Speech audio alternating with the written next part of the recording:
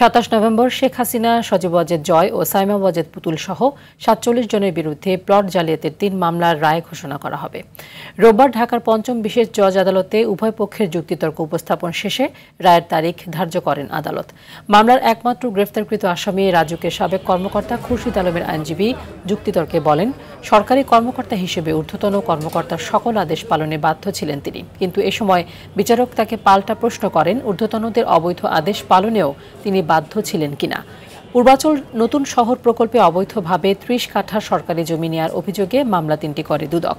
এই দিন ঢাকার চতুর্থ বিশেষ জজ আদালতে শেখ হাসিনা, শেখ রেহানা ও টিউলিপ সিদ্দিক সহ ১৭ জনের বিরুদ্ধে করা মামলায় আসামি পক্ষের আত্মপক্ষ সমর্থনের শুনানি অনুষ্ঠিত হয়।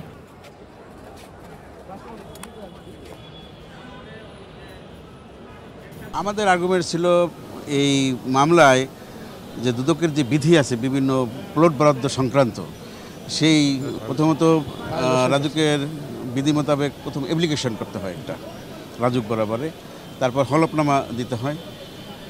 এই সমস্ত জিনিসগুলো তারা সম্পূর্ণভাবে প্রদান করেন নাই। আমরা তো রাষ্ট্রের পক্ষে, দুদকের পক্ষে আমরা আমাদের মামলা প্রমাণ করতে সক্ষম হয়েছি। আদালতের নিকট আমরা প্রার্থনা করেছি সর্বোচ্চ শাস্তি, যাবজ্জীবন।